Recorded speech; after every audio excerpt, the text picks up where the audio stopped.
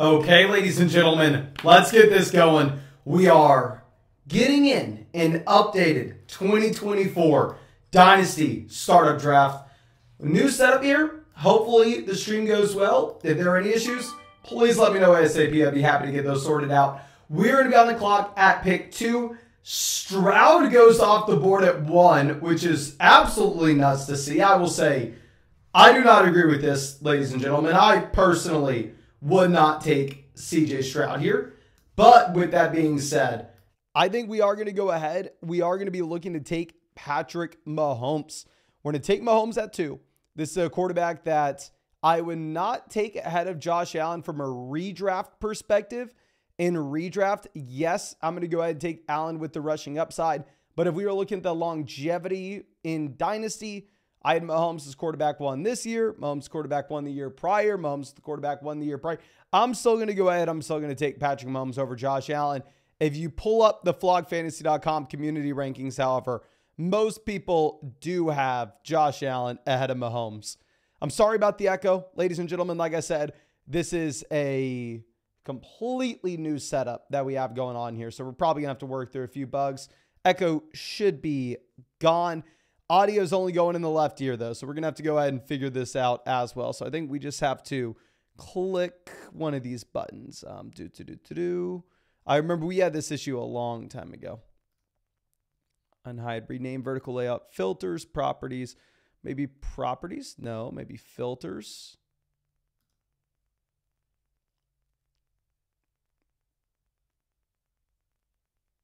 Okay, mono, bam, got it. Let me know if that is working for y'all now, ladies and gentlemen. Let me know if the audio is still only in the left side. But outside of this, Caleb Williams goes before Justin Herbert. Herbert falling all the way down to pick 11. If you're looking at my rankings, 100%, I think Justin Herbert is the best value that you have here in round 1. I don't necessarily think it's super close either.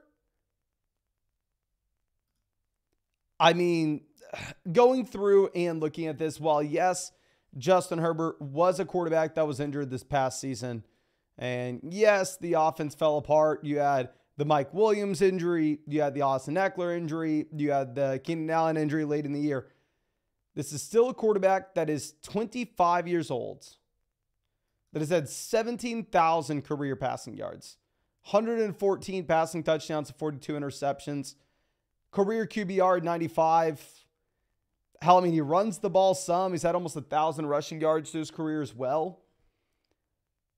So, I mean, to go through and see Herbert down here at 11, in my mind, it's crazy. I think that is a phenomenal value when it comes to Justin Herbert. You have Marvin Harrison Jr. off the board at the 202. I am completely fine with that selection if you wanted to go ahead and pull the trigger there. Let me pull up this site real quick, and I'll just show y'all where these rookies are being valued on the site in comparison to where they're going in this draft, because I do think that's probably the most interesting thing that you're going to be looking at here will be where the rookies are going. We are on the clock, though, after Breece Hall is off the board. So there are a couple different options of the direction that we can go in. I think I am going to make the boring call, and we're going to go ahead. I will take Brock Purdy. I think Purdy has shown enough where he has the job security in San Francisco. I mean, yeah, like, what, 3 fumbles from this Niners offense, and Purdy was still able to get them to overtime in this game. Y'all know I was a big Trey Lance guy back in the day. The reason being is we were looking at how good the Niners situation is. Plus, Lance had rushing upside. And nonetheless, Purdy is in that same situation. Love is right there in our rankings as well. We were hoping that Jordan Love was going to make it to us on the way back around. If we were looking at the ADP here, you had Brock Purdy with a higher ADP than Jordan Love. So I thought that we could potentially take Purdy and still get Love on the way back around, which didn't work out, but worth a shot nonetheless. Now you have Malik Neighbors off the board. I think we are going to go ahead and pull the trigger on another quarterback here. I think we're going to take Jaden Daniels, quarterback with a ton of rushing upside. Obviously, if it's a 1 quarterback format, the draft board's going to look completely different than what we've decided to do so far through the first 3 rounds. But yeah, let's lock in our 3 quarterbacks that we can contend with right now. And at the same time, we could see some long-term upside from as well, which in my mind, that's kind of the best spot to be in when you are leaving the beginning of a startup draft, is where you can build around the team both for the short and long term, which I do feel like we are in a good spot to do right here. But let me go over to flockfantasy.com real quick and figure out how we can share our screen with this new live stream. Okay. So let's move this over.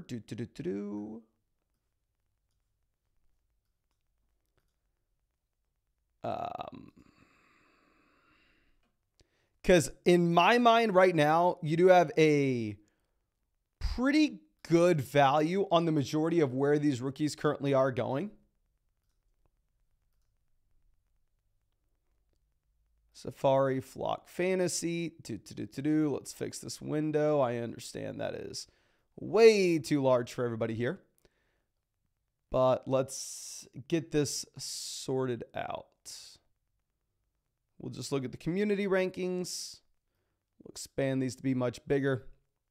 Okay, so these are the community rankings currently on flockfantasy.com.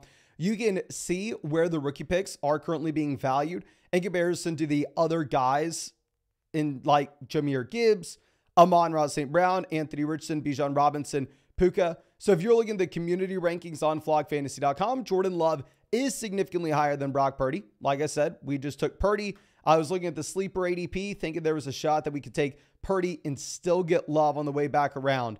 But we ended up taking the 4th rookie off the board in Jaden Daniels, who right now is about pick 27, smack in between Trevor Lawrence, Tua, and Brock Purdy, and Dak Prescott. I mean, all these quarterbacks are pretty much in this one tier here on flockfantasy.com. So I don't feel like we made a bad decision in going through and taking the rookie quarterback where we did. I think you can make an argument that maybe we should have taken Jordan Love over Brock Purdy, which is a completely fair argument to make. Like we said, looking at the ADP, I thought we'd get Love on the way back around, ladies and gentlemen. But all those community rankings are completely free on flockfantasy.com if you wanted to ever go out there and check them out.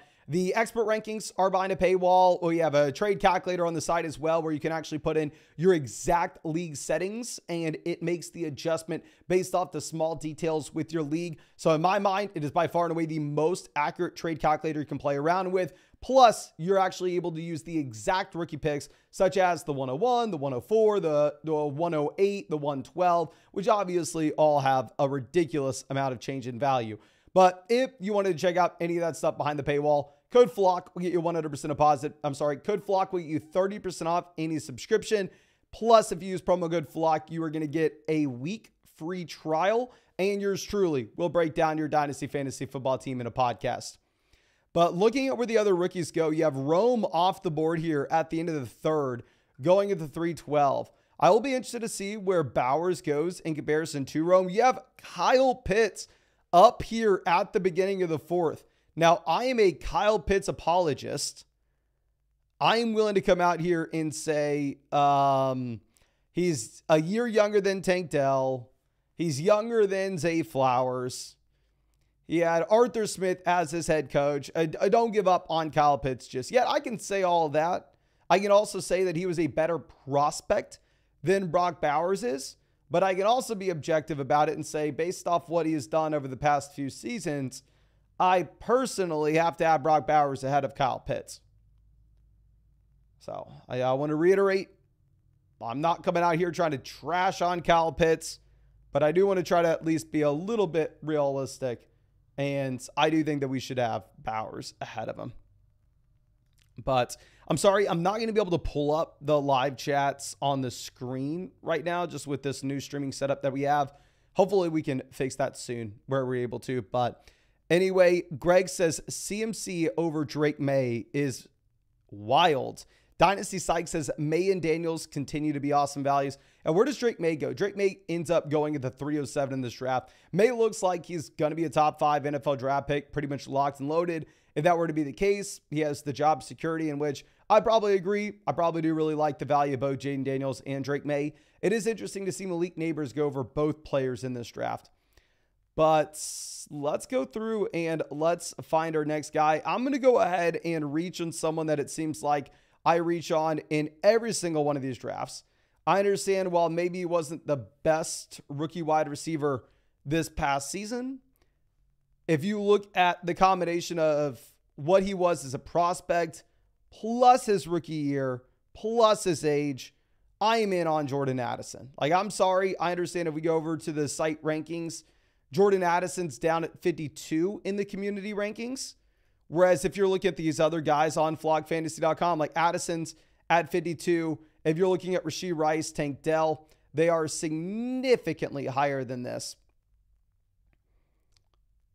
You have Dell at 47. You have Rice up here at 37. I just don't necessarily know if I can make that argument. I think I may go ahead and take Devonta Smith here. What I really like about what we have done through the first 5 rounds in this draft is we have put ourselves in a position in that we can contend immediately or look to play for the long term. We have a very well-balanced roster. So what this is going to allow us to do is at around 6, 7, 8, 9, 10, it's going to allow us to take some values wherever we see fit. Like, the issue is if you go through it, if you take someone like, say, Christian McCaffrey, Tyreek Hill, AJ Brown, if you take one of those guys in the top 3 rounds, you pretty much pencil in your roster to be a team that needs to compete and look to win immediately, where that may not necessarily be the best direction for you to go later in the draft. Like, say you end up going CMC there in round 3 and Brock Bowers the best value on the board in round 4. You kind of want to go Bowers, but then your team's in an awkward spot in that we don't necessarily know if we have a contending identity. We don't know if we have a rebuilding identity. Where here, if we take Addison, Devonta Smith, Daniels, Purdy, Mahomes, we can still just continue to do what's best and take best player available in the later rounds, regardless of what that looks like. I will say I really do not like the DK Metcalf value, both in this draft and also from what I can tell with how people are valuing him just in the YouTube comment sections that I read. Like, let me go ahead and pull up some realistic numbers with DK Metcalf, because I understand we can see him on the football field. The man looks like a tank. I mean, the man is built like how I am in my dreams. And yes, you see DK Metcalf, he has a ton of name value. And then everybody just automatically assumes that this is some great asset in fantasy. But I mean, if we're going to go through and look at the DK Metcalf profile, and we're going to look at PPR points per game, DK Metcalf in 2023 was the wide receiver 23. He was right next to Jacoby Myers. So you had a low end wide receiver 2, high end wide receiver 3 this past season. Let's go and look at what you had in 2022. In 2022, DK Metcalf was the wide receiver 26. So yet again, a low end wide receiver 2, high end wide receiver 3. Let's look at what he was in 2021. DK Metcalf was the wide receiver 23. So yet again, a low end wide receiver 2, high end wide receiver 3. So DK Metcalf for 3 straight seasons now has not really made any realistic difference in Dynasty for your team. This is a player that's going to be 27 this next season. So I feel like he's kind of the Terry McLaurin profile from 2 years ago, where you have a ton of name value. People are very excited about him. But if you actually look at the fantasy production, if you look at the age, it is difficult to come out and say, oh, yeah, I mean, we know that this guy's a stud. I mean, I don't necessarily know if we know that regarding Metcalf going forward. Okay. But let me pull up the flogfantasy.com community rankings. So hopefully this can help us out a bit here. So if we are looking at the guys at the very top of Sleeper, Jackson, why am I looking at community rankings? Let's go expert rankings here.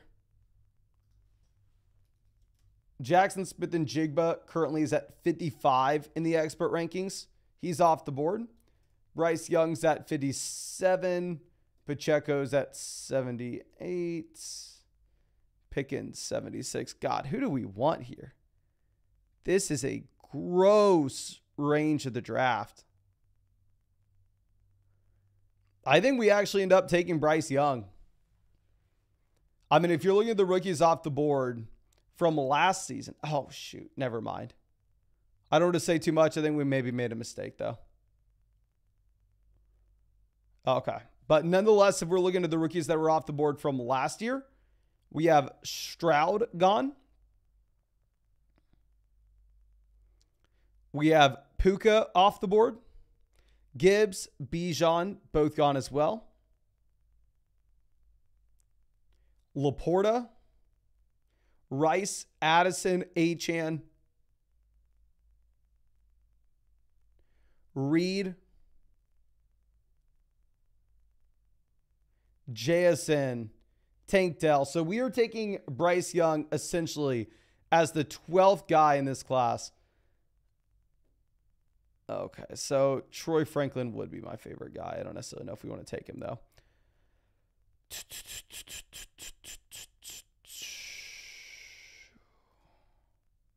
I think I'd take Pickens before Adams. We're going to go ahead. We will take George Pickens. I think you make a strong argument to take Troy Franklin over Pickens. My thought process here, based off this team, going back to what we were talking about previously, I do think that this team can either contend now or be a team for the long term, which if we are looking to have that shot to possibly contend now,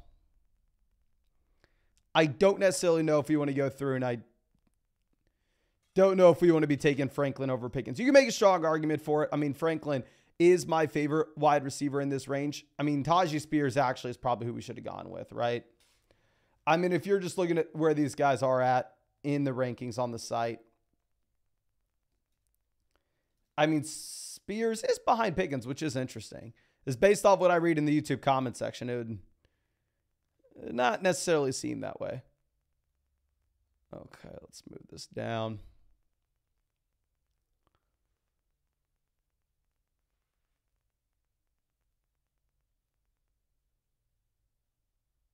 Okay. Cheeky Opson, happy to see you out here, my friend. And Dynasty Sykes says, Addison is intriguing. How much can you project given Jefferson? 2 fewer targets per game in the 10 they play together, 3.5 catches, 47.6 in those 10 games. I mean, one thing that I'd want to look at here is really what you are getting with and without Kirk Cousins. If Cousins is in this offense and you have a ton of passing volume to go around, I mean, we can go ahead and pull up what Adam Thielen, a player that I do not believe to be the same type of talent as Jordan Addison, was able to do a few years ago in Minnesota. Like, let's go ahead. Let's pull up 2021. Justin Jefferson is at, I mean, a ridiculous clip of over 1,600 receiving yards this season. And Adam Thielen has 10 touchdowns in 13 games played. We go to the 2020 regular season. Jefferson has had a ridiculous 1,400 receiving yards. Adam Thielen, 14 touchdowns, 15 games played, almost 1,000 receiving yards through 15 weeks. So, I mean, it's not like we haven't seen the Minnesota Vikings provide enough passing volume in this offense for multiple guys to go out there and eat. The big question is do you have Kirk Cousins in Minnesota? Because say instead we were to get J.J. McCarthy, and maybe from a real life perspective, that could be better for the Minnesota Vikings, and maybe they would have a better shot to actually go out there and win a Super Bowl. I don't know. I'm just saying you could see someone trying to make the argument. But from a fantasy football perspective, I mean, Kirk Cousins is about the best quarterback you could ever ask for. If he's there, I think I'd be very excited. I mean, it goes back to, though, what we are talking about with the predicting the free agent video 2 to 3 days ago, where everybody was pissed saying that, for me saying that Justin Fields would be a bad thing for Drake London and Kyle Pitts in comparison to Kirk Cousins in Atlanta, and that Justin Fields has averaged 160 receiving yards per game. I'm sorry, 160 passing yards per game, whereas obviously Cousins is closer to 270, 280. So, I mean, I think a lot of it comes down to the quarterback play. Now, let's see. Kamara, Terry McLaurin, both off the board, 802, 803.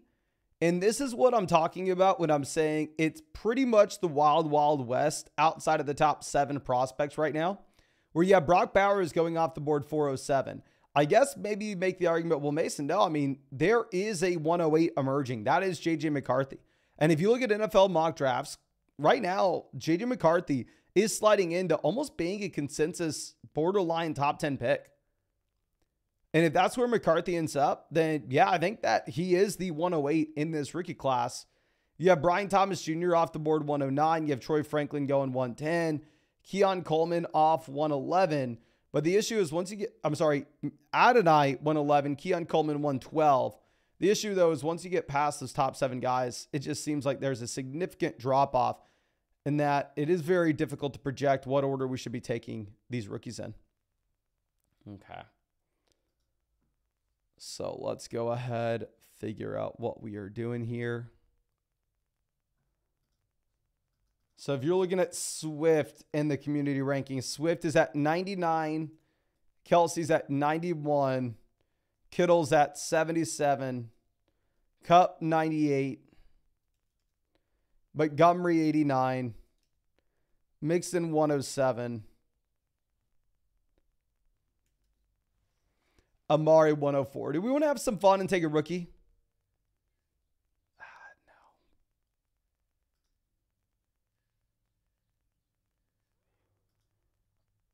Swift goes. Kittle was just so bad in the playoffs where the man did not do anything. And it just seems so gross to take George Kittle at this moment.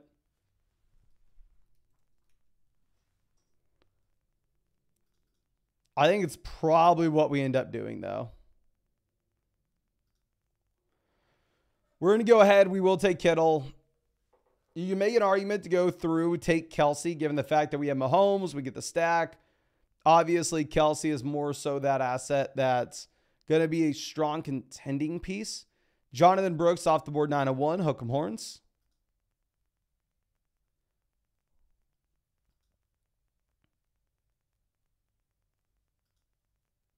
Do we just double dip? I mean, we are in the early second round of the rookie draft at this point. I'd probably rather have Kelsey over an early second round pick. So we'll double dip at tight end here. We are going to go George Kittle, Travis Kelsey at the 8-9 turn. Don't feel super confident with this, but I also wouldn't feel super confident in taking a rookie like Trey Benson at this point and just rolling the dice that he has a good combine, finds a good landing spot. You have Ladd McConkey off the board as well, which obviously is a fine selection. A lot of people have Ladd ranked ahead of Xavier, ahead of Keon, ahead of Adonai. I don't see too many people having him up with Brian Thomas Jr., though, so it is interesting. Okay. Andrew says, J.J. McCarthy over Bryce Young is wild, not going to lie. I mean, yeah, if I'm looking at the value of Young here, I really do like where we get Bryce Young at the 6-7 turn. I want to reiterate, because I understand that we just had Bryce Young as a buy low candidate.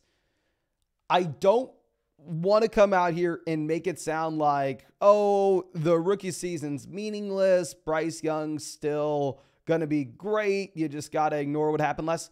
No, I have no idea if Bryce Young's going to be any good or not. I mean, the reality is Bryce Young was very bad as a rookie. Bryce Young most likely is going to be an NFL bust.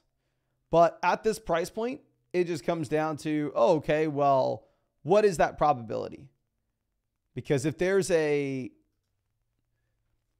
90% chance that he's a bust, then probably not a good pick. Do we think it's a 90% shot? Definitely not. It's probably lower than that. If it's a closer to 50-50, or it's a 60% chance that Bryce Young ends up being a bust, then at this price point, I love it. Because also, if you have the name value in Dynasty, the second that Bryce Young goes out there, puts together a 3-game stretch at the beginning of this next season, out of everybody else that you're going to be looking at here, this is someone that can actually pop in value because he has that name brand appeal. So that is something that we look at a lot as well. It's just the name value in Dynasty and how that can make an impact on what you could potentially be sold for later on. Okay. Let's move this down. We have Blake Corum, Jalen Warren off the board here at the beginning of the 10th.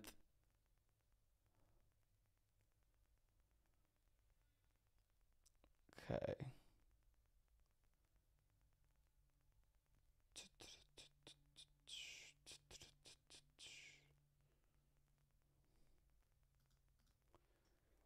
Josh Downs goes 10.05.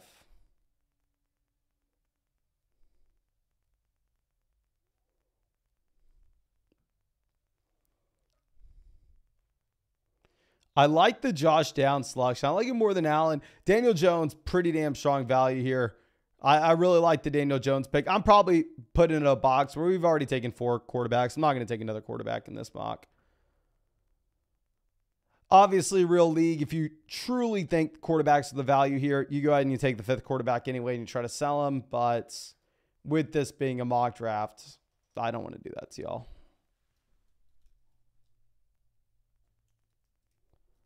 Okay.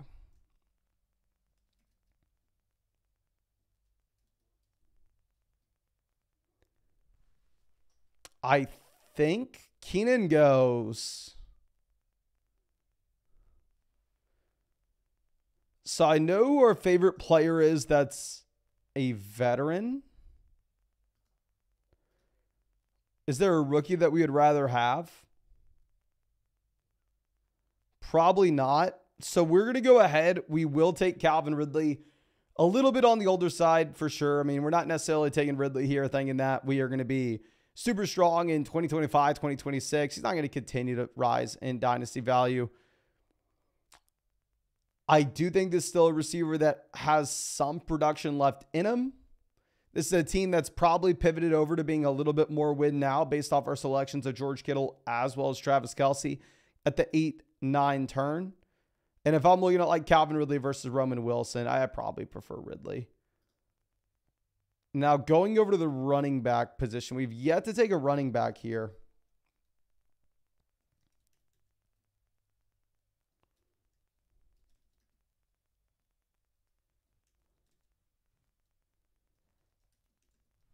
I think we take Mixon based off our selection here at the 8-9 turn. Going back to what we were talking about at the very top of this draft, we stay flexible. We can be a contending or a rebuilding roster through the first about 5, 6, 7 rounds. We wait for the best values. I feel like the 8-9 turns when we made our call. If we really wanted to be a rebuilding team there at the 8-9 turn, we probably go Jonathan Brooks and Ladd. If we wanted to be a contending team, we probably go Kittle and Kelce. And then in the following rounds, we build out our roster based off what we do there. I think that was the turning point of the draft, which I don't know if that was the right decision. I really like what we did early in the draft to set ourselves up. So we had that decision that we could make. I mean, if instead of the 2 rookies being there were like Jonathan Brooks and Ladd, if they were, say, Adonai Mitchell, Keon Coleman, maybe it's a little bit different. If it's Troy Franklin and Xavier Worthy, then we probably go ahead and we probably take the rookies and look to rebuild or quote unquote build for the future.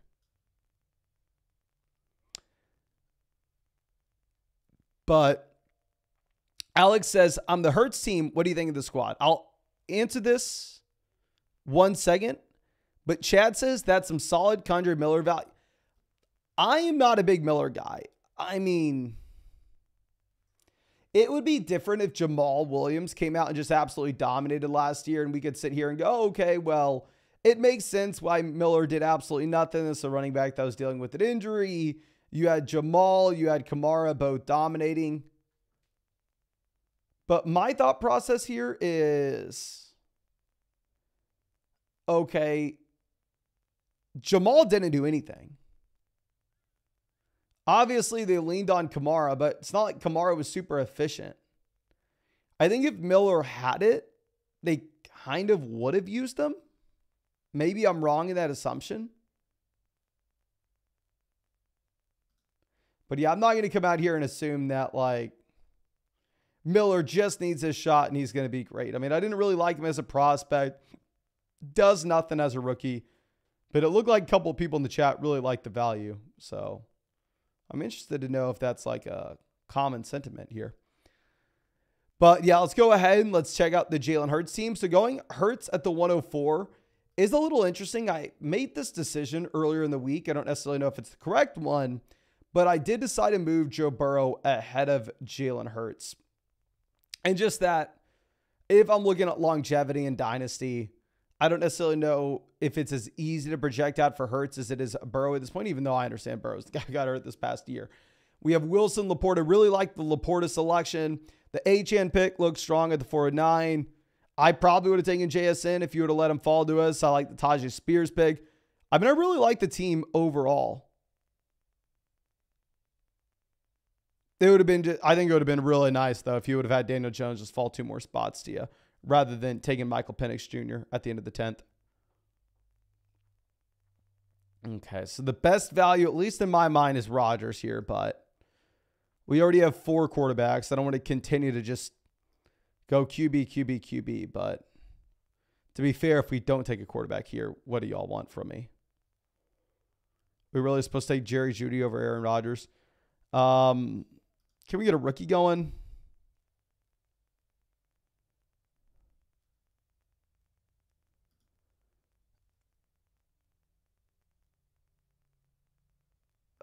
I'm just going to take Aaron Jones.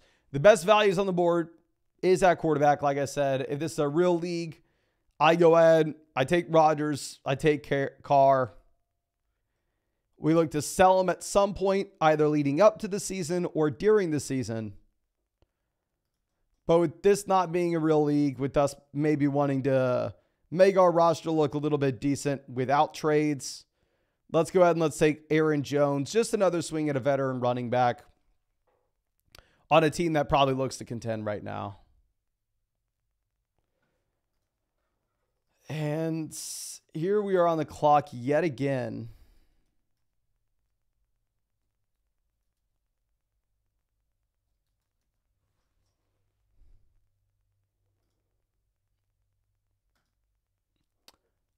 We're just going to go ahead and take Mike Williams. It's a contending team. I probably go with the QB if this is a real league. But it is what it is. Louis says, Tank Dell in the 205 versus Kenneth Walker and Alvin Kamara. Let me go ahead and pull up flogfantasy.com. I'll just put this in the trade calculator for you, my friend. I will tell you pretty confidently what side I want. But instead of just listening to me, we can go ahead, put in our league settings. We'll use the community rankings. And sorry, still having to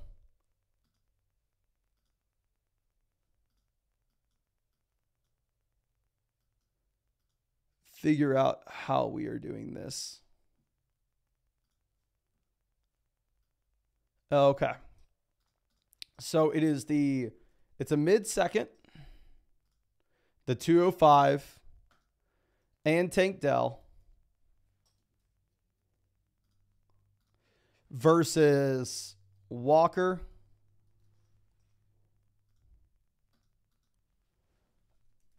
and Kamara. So if I'm the rebuilding team, I'm going to go ahead. I'm going to take Tank Dell in the second. If you're contending, maybe, just maybe you make an argument for Kamara and Kenneth Walker. I think it's going to be Tank Dell in the second, almost regardless. And that's what the trade calculator says as well, saying to go ahead and take Dell. Now, Romeo Doubs is also someone that we were considering. I think you make a strong argument for Doubs over Big Mike.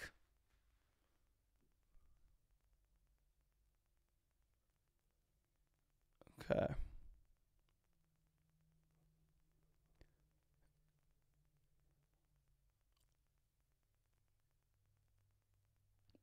J-Bug says Miller had a lot of injuries throughout the year. 100%. I understand that Miller was dealing with injuries. But I don't know. The thing with Miller, too, is he was an older rookie. Actually, no, I'm an idiot. He was not. I guess I'm just trying to come up with anything negative to say about him. And you should completely ignore me. Andre Miller. 41 carries for 156 rushing yards.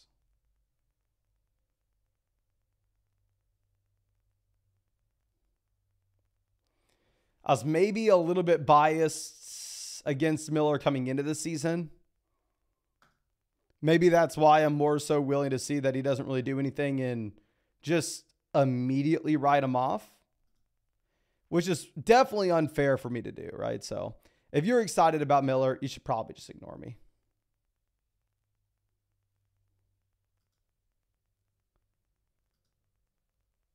Okay. Wandale off the board, 1407. Polk goes 1312. I kind of like Malachi Corley. I mean, this is a wide receiver that does just get the majority of his production off of screens. I don't necessarily know how predictive that's going to be going into the future. Okay, rookies only. So if you were looking at where we are at in this year's rookie draft, we are pretty much in the late second round at this point if you're going to go through and take a rookie here.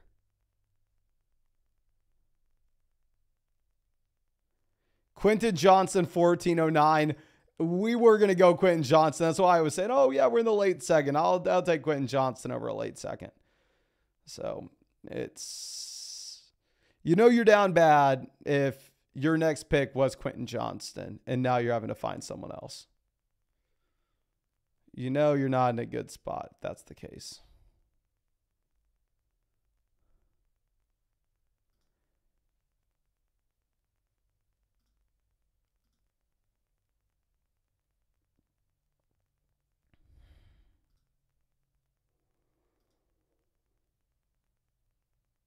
We're going to go ahead and take Jonathan Mingo. I think you make an argument for a couple different guys. Not a big Mingo fan, but the thing is we took Bryce Young. So if we have Bryce Young, might as well get the correlation. But let me show up this draft board real quick, just in case you are just now coming in. Very interesting draft here. Hopefully it gives you a better sense of how you should be valuing these rookies. Some of my favorite values in terms of the general draft board and not necessarily just my own team. I like the value of Drake May a considerable amount there in the middle of this third round. The values that stand out to me that I don't really like Pitts at the beginning of the fourth over Brock Bowers. I'd prefer Bowers over Pitts at this point. And I also probably don't like taking Caleb Williams over Justin Herbert. I'd probably rather have Herbert over, honestly, the majority of those receivers and Caleb as well. But I think that's all I have for you. Again, thank you so much for hanging out with us in this live stream. I apologize for the audio issues at the beginning. If you enjoyed it, hit that like button. And of course, if you want to get access to our Dynasty Trade Calculator, to all the premium content for pretty much everybody you watch on YouTube, plus yours truly breaking down your Dynasty Fantasy Football team in a podcast. Find all that on flockfantasy.com. Code FLOCK, get you 30% off your subscription, give you a free week trial, plus yours truly, Mason Dodd, breaking down your team in a podcast if you use code FLOCK. But thank you again, ladies and gentlemen. I really do appreciate you. Really hope you have a great day, and really hope we get to see you out in the live stream. Probably Tuesday.